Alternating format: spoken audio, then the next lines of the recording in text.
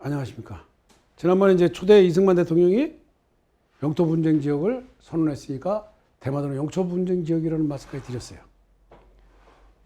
자, 그러면 대마도는 그랬다고 그랬는데 이제 문제는 만주인 거예요. 만주에 대해서는 우리가 어떻게 이렇게 뭐 영토 분쟁 지역이라고 선언한 적이 없으니까.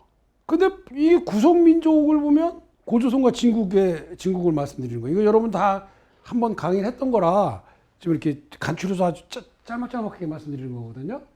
여기 만주인 고조선과 여기 한반도를 기준으로 했던 진국.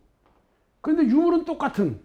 그래서 이 두 나라의 민족을 보면 모두 맥족이고 또는 예맥 쪽이고 한의 물이라고 지칭했단 말이에요. 그것도 우리가 아니라 중국적 서서가 그렇게 써놓고 있어. 그걸 같은 민족이라는 거예요. 그다음에 국가체제 역시 고조선은 진조선, 번조선, 막조선 이렇게 세 개의 조선이 연합해서 대당군이 다스리는 하나의 조선을 이뤘고, 진국은 마한, 진한, 변한이 연합해서 마한왕이 진왕으로 다스리는 국가를 형성했단 말이에요. 단지 신조선의 말씀에 의하면 이 한이라는 거는 그 밝음을 뜻하는 건데 왕을 지칭하던 게 남쪽 그 진국 쪽으로 내려오면서 국가 명칭이 됐다라고 말씀을 하시는데, 어쨌든 간에 만주와 한반도가 동일한 민족이고 동일한 문화를 누리며 동일한 국가 체제를 가했던 것은 확실해요.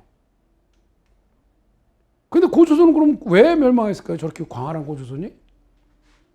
기원전 108년에 한나라에서 일시적으로 멸망했다는 것은 아주 잘못된 학설입니다. 그게 바로 4대 사관이고 식민사관인 거예요. 한나라가 저렇게 광활한 고조선을 일시에 멸망시킬 수가 없죠. 제일 먼저 망한 거는 신조선이에요. 맹주였던 신조선이, 이 고조선의 멸망은 당군 사상의 붕괴예요. 그래서 번조선이 신조선한테 반기를 듭니다. 왜 너만 대당군해?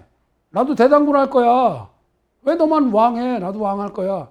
라고 반기를 들면서 당군 사상이 붕괴돼요.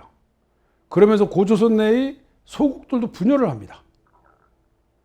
거기다가 부유한 고구려처럼 기원전 200년 이전에 생긴 나라들, 이 나라들이 이제 성장을 해. 부유는 뭐 기원전 한 300년경에 생겼으니까요. 고구려보다 한 80년, 90년 한 80년 앞장선 건국이 됐다고 봐야 되는 게 그 고구려의 데이터를 갖고 하면 그게 정설이니까요. 한 300년경이거든요. 그러면 이런 소국들이 성장을 하고, 그리고 기원전 200년경에 흉노족 모돈이 침략해서 급속도로 세력이 약해지면서 신조선은 결국 망합니다. 만약에 신조선이 망하지 않았다면 한나라가 그렇게 쉽게 밀고 못 들어오죠. 어떻게 이렇게 쉽게 밀고 들어왔겠어요?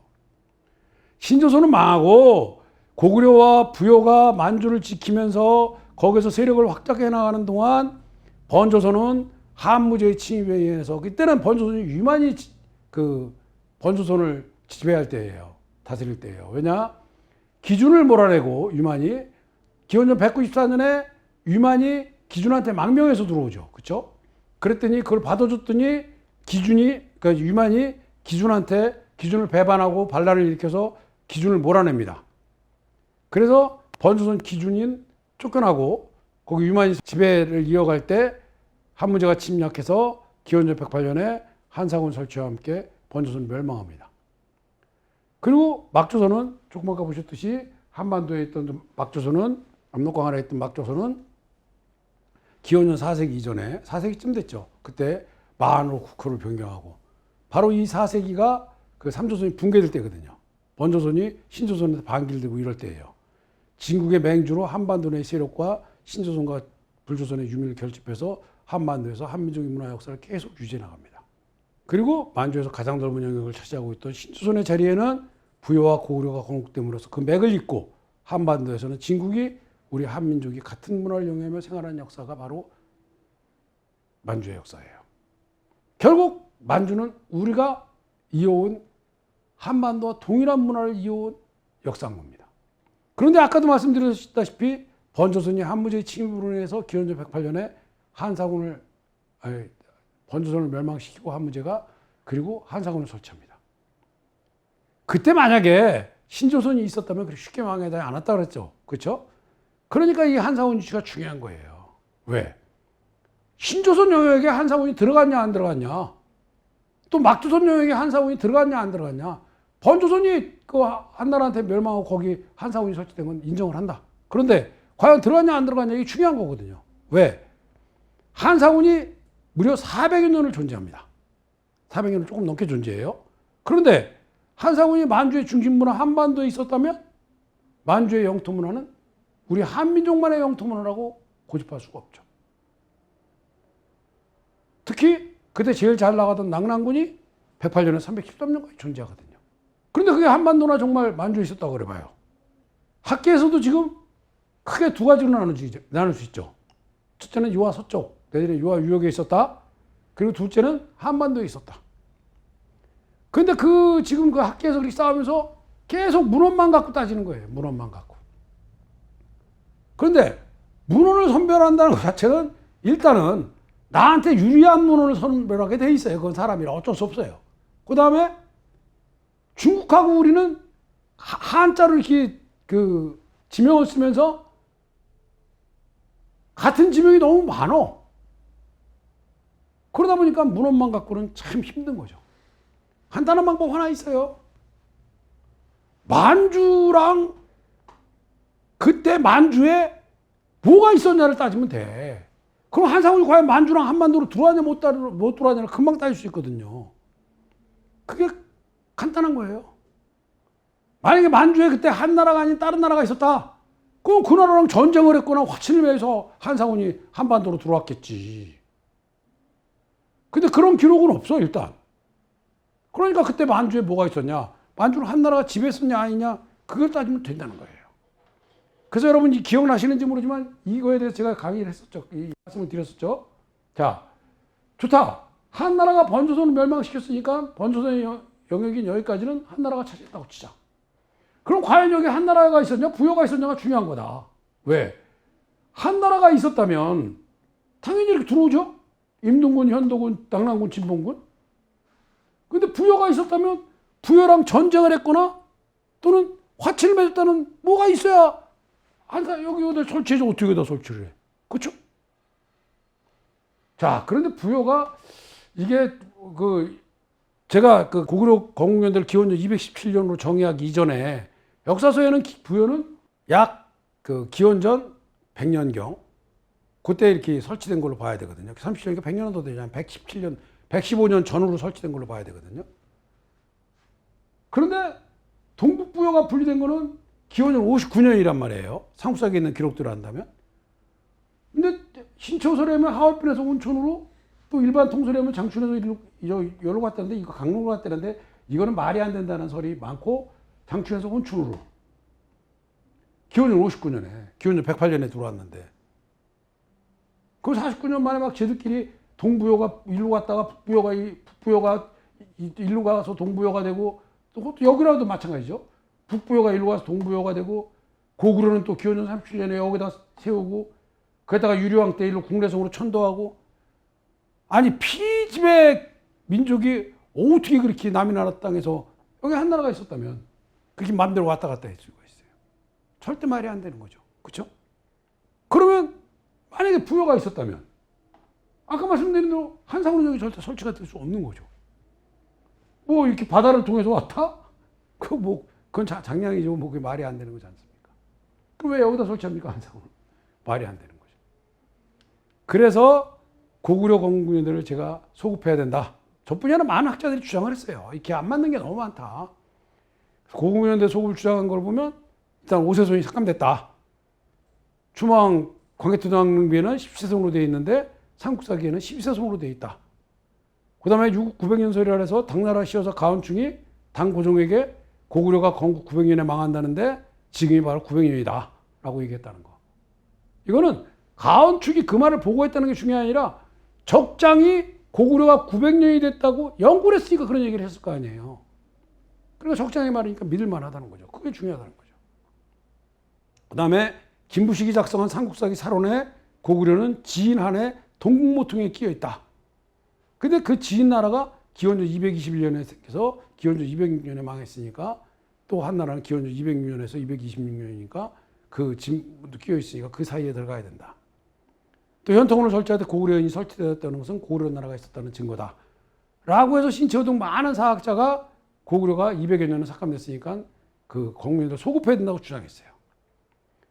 이거에 대해서 북한 손영정이 반응을 보였는데 1990년에 손영정이 기원전 277년이라고 고구려 역사 연구의 재검토에 관한 연구를 역사과학이라는 그 학술지에 발표하면서 북한은 기원전 277년을 공식적으로 인정하고 지금 교과서에도 그렇게 실리고 있습니다. 그런데 손영정이 277년이라는 그 가장 큰 근거는 그 오세손이 삭감됐으니까 유류왕 때부터 동천왕까지가 오세손이거든요. 근데 왕은 10명이야. 그 10명을 모두 합산해야 된다. 그래서 10명을 합산해갖고 해보니까 267년이더라.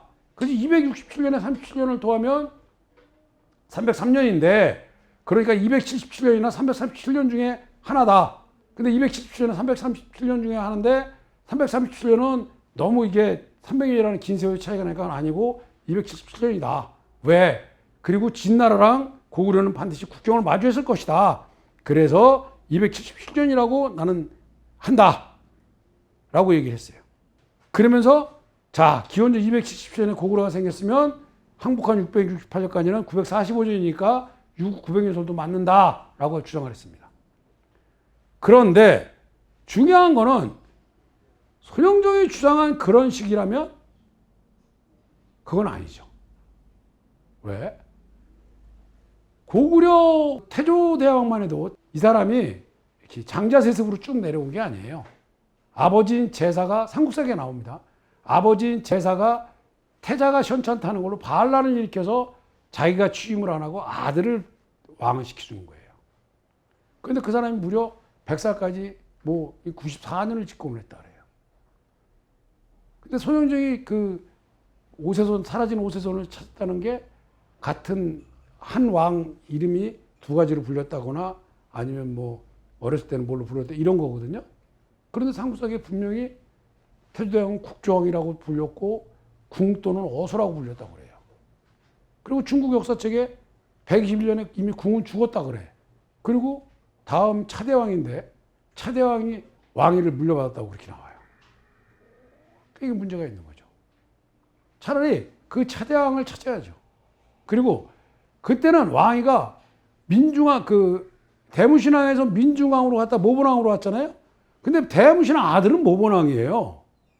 그리고 대무신왕 동생이 민중왕이야. 그러니까 왕위가 삼촌한테 갔다 조카한테 다시 돌아온 거예요. 리턴된 거예요. 근데 그 모본왕을 제사가 몰아내고 그리고 태조대왕인 자기 아들을 옹립시킨 거고요. 이런 식으로 왕권이 왔다 갔다 할 때거든요. 그러니까 그 오세손이라는 거를 오세손에 그냥 얽매일 게 아니라 5명으로 보는 게 맞아요. 그 손영정이 자신도 애로 막내 일으키는 셋은 3대에 걸쳐서 왕에 올랐다라고 보는 게 맞다라고 그랬으면 일단 세 사람 빼면 7명만 해야지 또 왜 10명을 더합니까? 그러니까 5라고 보는 게 맞아요. 그래서 5을 더하면 202년. 그래서 가장 가까운 갑신년은 기원전 217년이라는 겁니다. 그 다음에 손영종은 고구려랑 진안 사이에 번조선이 있었다는 사실을 잊어버린 거예요. 왜? 고구려가 진나라와 국경을 마주해야 된다? 그러기 위해서는 221년 이전에 생겨야 된다? 근데 그거는 말이 안 되죠. 왜? 만약에 221년에 생겼다면 연나라가 222년에 망했거든요. 기원전. 그러면 연, 진, 한 거기에 동북모투에 있었다고 그래야죠.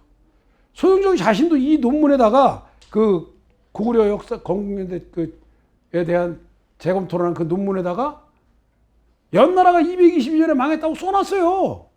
그러면서 277년에 고구려가 건국됐다? 그거는 잘못 오류를 범한 거죠. 잘못 거기서 착각을 한 거죠. 왜? 고구려가 진나라랑 국경을 마주해야 된다는 그 생각만 한 거예요. 근데 아까 말씀드린 대로 고구려는 진나라랑 국경을 마주할 이유가 없어. 왜? 고구려는 이 신조선의 영역에 여기서 생겼고 그리고 번조선이 국경을 마주했으면 했지 고구려가 마주할 이유가 없잖아요. 그 다음에 유국 900년설이랑 비교할 때 945년이니까 유국 900년설과 맞다? 근데 945년은 우리가 900년이라고 안 그러죠. 900년이 훨씬 지났다든가 1000년이 좀 안 됐다든가 뭐 이런 식으로 얘기하죠. 그런데 기원전 217년이면 668년까지는 885년. 그리고 보장왕이 조선왕으로 불리다가 요동주 도독으로 있으면서 조선왕으로 불리다가 죽은 682년까지는 899년으로 유국 900년설과 일치를 합니다. 그래서 고구려 건국연대는 기원전 217년이라고 보아야 되는 거고, 고구려 건국연대가 기원전 217년이 되면 그만큼 180년이 앞당겨지는 거잖아요. 그러면 기원전 108년경의 고구려 영역은 대무신앙 때까지 영역으로 보면 돼요. 그럼 대무신앙 때까지 영역을 보면 어디냐 하면 고구려가 처음에, 이거는 그 삼국사기에 있는 그 기록을 가지고 그 의무려산이라고 되어 있어요. 삼국사기에. 그 삼국사기에 그 고구려가 처음에 생긴 그건 의무려산이라는 기록이 있거든요. 그 기록을 가지고 그 논문을 쓰신 분이 의무려산 일대 그 의원까지 여기가 바로 고구려의 발상지다. 여기 환인이 아니다. 라고 말씀을 하셨고, 지금 상당히 그 인정을 받고 있습니다. 그리고 유리왕 때는 분명히 이 시라모랭강 유역에 선비족을 복속했다고 나오거든요. 그러면 이게 다 고구려 영역인 거예요. 그리고 동쪽으로 연해주 동해까지, 그 대무신앙이 서해와 일대와 흑룡왕까지 차지한 부여를 복속해요. 그러니까 이게 맞는 거예요. 이 영역이. 그러면 당연히 이 번조선을 한나라가 멸하고 거기에다가 한상원을 세웠으니까 여기에 세워야 되거든요. 그걸 김종서 박사가 그 수학적 거리 이렇게 계산하는 방법에 의해서 계산을 하니까 진번, 임둔, 낙랑, 현도가 이렇게 되더라. 그러니까 고구려가 217년에 건국되면 번조선만 한나라가 번조선만 멸망시키고 그 안에 한사군이 설치됐다는 게 맞는 얘기죠. 그러면 전혀 무리가 없는 거죠. 이렇게 무리가 없이 논리적으로 맞으면 그 이론이 맞는 거예요. 그러면 고구려 건국은 결국 217년이다. 기원전. 고구려 건국을 217년으로 한 가장 큰 의미는 뭡니까?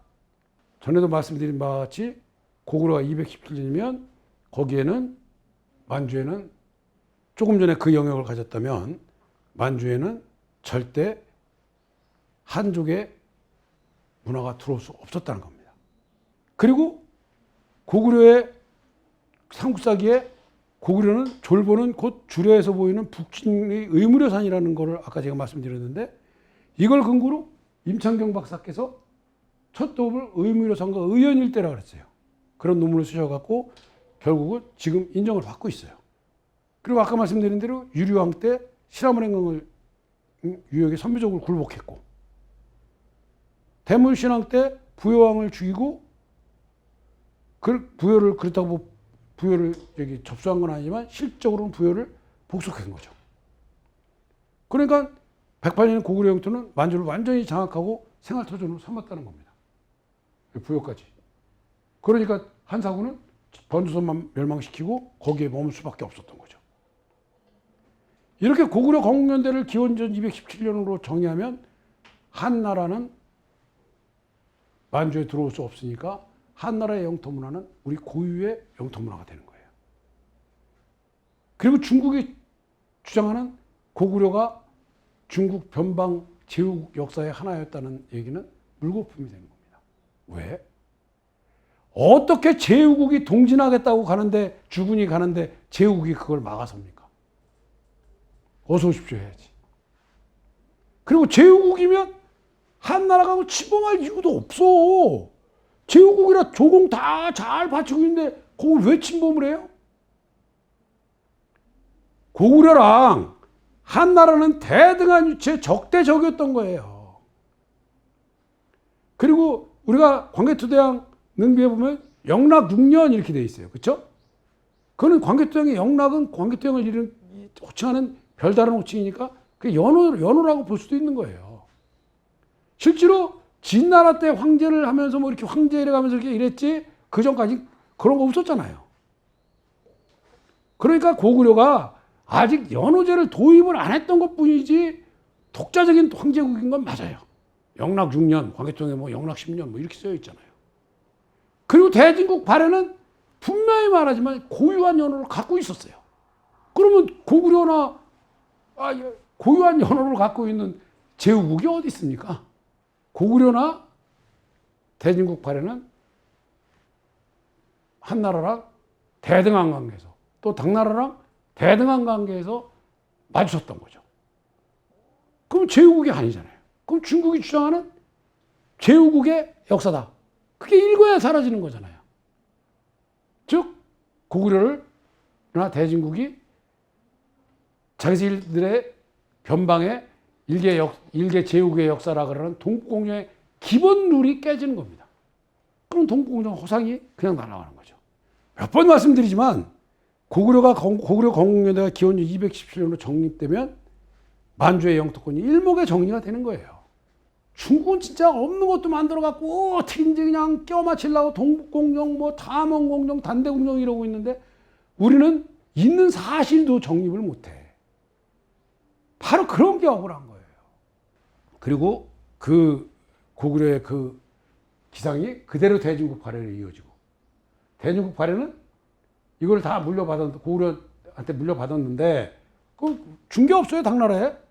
그런데 925년 9월 신덕장군을 비롯한 500여 명 장수들이 대진국을 떠나서 고려로 망명했다 그랬습니다. 이제 그때는 여기 이제 이만큼 고려가 들어섰을 때죠. 그럼 과연 이 땅을 전부 여기 있는 말갈한테 다 넘겨줬겠냐는 거예요. 또 여기 있는 거란한테 넘겨줬겠냐는 거예요. 분명히 말하지만 대진국 발해가 망한 가장 큰 이유는 백두산 화산 폭발이라는 겁니다. 그건 확실해요. 그런데 백두산 화산이 폭발해서 졸지에 망해, 졸지에. 졸지에 망했지만 이거는 제 농담이 아니라 여기 어디에는 폼페이 유적처럼 화산재 밑에 있는 유적이 대진국 유적이 나올 수도 있어요. 제가 그 얘기를 쓴 게 바로 요동국시라고 지난번에 말씀을 드렸는데 어쨌든 간에 이렇게 대진국 발해가 그냥 갑자기 화산 폭발로 인해서 손 털고 이 땅을 떠나면서 그 신덕장군을 비롯한 500여 명의 장수들이 이렇게 다 왔다 그랬는데 그럼 이걸 다 그냥 여기서 나라고 넘겨줬겠어요? 그건 아니죠. 500명의 장수들이 왔다는 건 그 휘하 장병들하고 얼마나 많았겠어요. 그래서 다시 연구를 한 결과 바로 압록강의 유화라는 기록이 삼국유사에 있고 그 기록을 기초로 고구려 영토를 연구한 결과 고구려 국경은 요양과 심양을 포함하고 성춘정을 포함한 그 위에서 이루어진다는 것이 새로운 학설이고 지금 각광받고 있는 학설들입니다. 즉, 그래 고구려 때는 만주가 우리 거였지만 그 뒤로 고구려 때야 대동강이었었는데 이게 아니라는 거예요. 그런 4대 식민상안에서 벗어나는 길만이 만주가 우리 영토라는 것을 우리가 만주를 찾을 수 있다는 겁니다. 그럼 명청시대에는 어땠어요? 명나라 역시 노아 간도사도 파견하고 막 그랬어요. 근데 노아 간도사는 이미 다 밝혀진 게 요동도사 마냥 뭐 상주하고 이런 게 아니에요. 그냥 쉽게 말해 세금 걷기 위해서 가끔 한번 나와보는. 그리고 청나라가 대륙의 중심인 중원으로 들어가면서 봉급지역 설정 등으로 한족은 절대 만주에 못 들어가겠어요. 그렇지만 우리 한민족하고 만족은 거기 생활을 할 수밖에 없었잖아요. 그때 생활을 하고 있었으니까. 그리고 한족이 직접 만주의 생활을 통치하지 않고 한족이 만주에서 그 직접적인 생활한 건 1912년 중화민국 설립 이후예요. 왜? 한족은 명나라 때도 이렇게 세금이나 걷고 이러는 거지. 아까 말씀 노아간에서 이렇게 세금 뭐 그런 것 때문에 가끔 나와보듯이 그거를 거기서 생활하거나 이런 게 아니었거든요. 한족이 진짜 만주를 시작한 것은 중화민국 건국한 1912년 이후인 1920년대부터는 그 만주의 남부인 그 간도에 한족들이 살았던 그 데이터가 나와요. 몇천 명이에요, 근데. 그 한족은 안 살았다고 보는 거죠. 대한제국은 그런데 그에 반해 대한제국은 1902년 6월에 이범윤 장군을 간도 시찬으로 파견했다가 1903년 10월에는 간도 관리사를 임명합니다. 그래서 조선 농민들을 순찰 유로하고 호구 조사를 해서 1만 3천여 명을 이렇게 편적시킨다 그러죠. 호적에 올리고 그 동포 장정들을 모집해서 사포대, 이 사포대는 관도 관리병인데 이름이 사포대예요. 사포대를 조직해서 군사훈련을 시키고 또 세금을 징수하고 청나라는 세금 내지 마라 그래요. 그 땅 주인이 누구예요? 세금 받는 사람이 세금 받는 사람. 임대료 받는 사람이 건물 주인이잖아요. 세금 받는 사람이 그 땅 주인인 거예요. 청나라한테 내지 마라.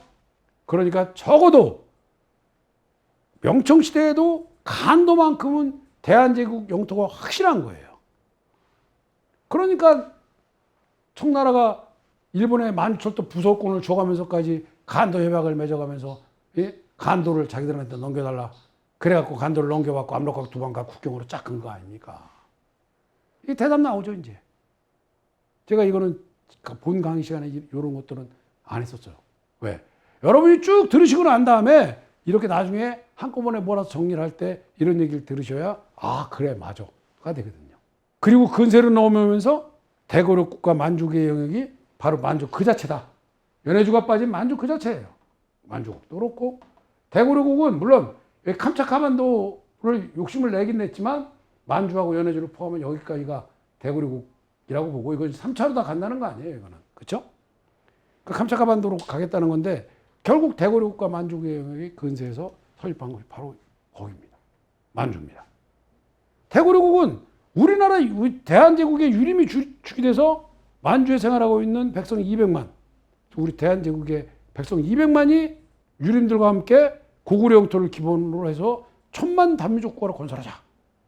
그러기 위해서는 한중일 삼국이 같이 가자. 그래서 그 대표로 일본에서는 세나가 미사오, 그 중국에서는 추사영, 그리고 우리나라에서는 양키탁 선생님하고 정한예비. 그 실무는 정한예비 선생님이 담당을 하셨죠. 하려고 그러다가 결국 3.1 만세항쟁이 일어나고 이러면서 우야무야 됐지만 1921년 3월 27일부터 4월 6일까지 일본 대정일일신문, 당시에 오사카에서 발행되던 최고의 신문입니다. 거기에 일본 측에서 공개 참여해서 세나가 미사오가 싹 연재를 하죠. 그건 뭐예요? 이거 우리가 만주를 가져야 돼 라는 정신을 일깨우기 위해서, 일본 사람들을 깨우기 위해서 실은 거라고 제가 말씀드렸잖아요. 물론 3.1만세 투쟁이 일어나면서 대고려국이 포기하고 대고려 건국안을 활용해서 일본 군부가 장조림을 제거한 후에 만주국을 건설한 건 사실이에요. 그렇지만 만주국이 우리 입장에서는 억울한 일이지만 만주국은 엄연히 독일, 스페인 이런 나라들이 18개국이 승인한 주권국가거든요.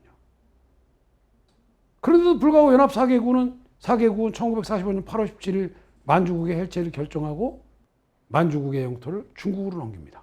만주국이 일본의 어영국에서 해체했다면 정말 몸통이 일본을 해체해야 된다고 제가 말씀을 드렸고, 실제로 그럴 계획까지 다 짜서 지도까지 다 그려놨다가 7.4.1 부대와 오키나와를 넘겨받으면서 미국이 주둔연합군으로서 그 계획을 백지화시키는 거죠.